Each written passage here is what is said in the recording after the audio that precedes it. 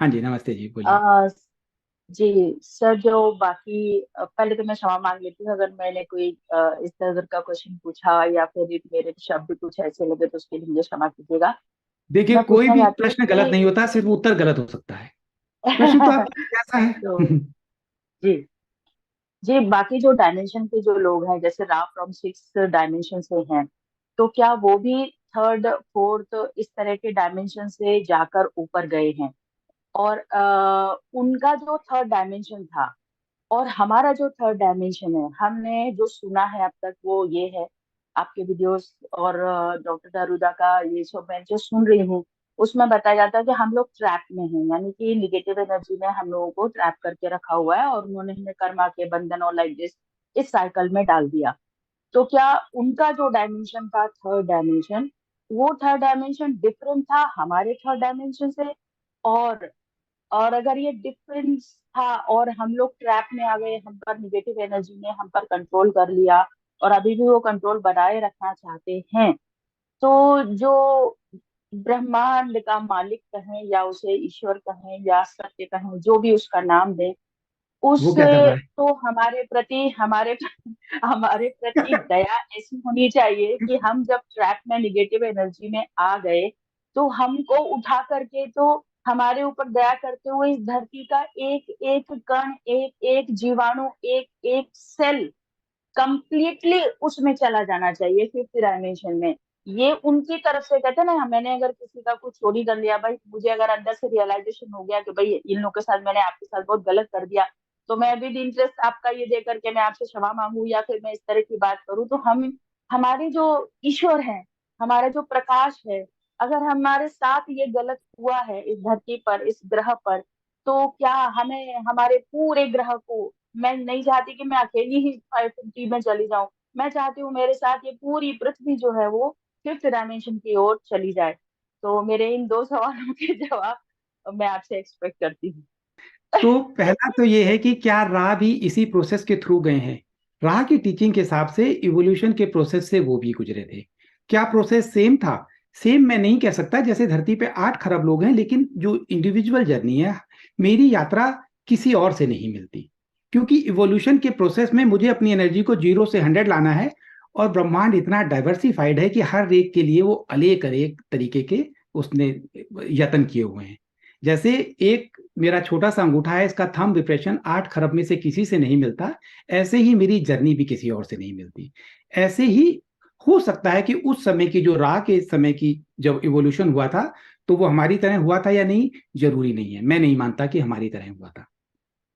जो second question है आपका, वो बड़ा इंटरेस्टिंग है कि जो रचयिता क्या कर रहा है, वो ऊपर बैठ के खाली हमारी जो हमारे संघर्ष को देख रहा है, उसके पास वो क्यों नहीं हेल्प कर रहा?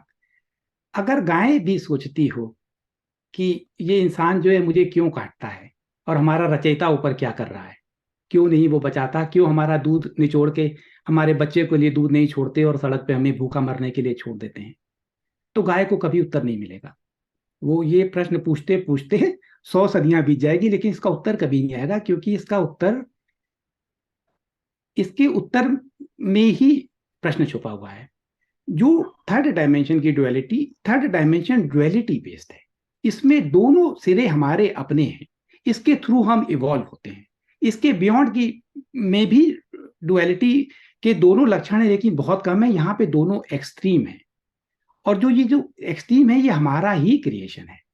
जिस दिन ये समझ में आएगा कि ये पिक्चर है, इस पिक्चर के हम डायरेक्टर प्रोड्यूसर और इस पिक्चर में रोल प्ले करते हैं, और मैं तो ऐसा भी कह सकता हूं कि जो डार्क है वो अपना काम बहुत अच्छी तरह कर रही है, वो मेरा काम कर रही है, हमारा काम कर रही है इस मिशन को, ताकि लोग जाग सकें, जाग के मुक्त हो सकें। वो हमारा काम परफेक्ट तरीके से कर रही है।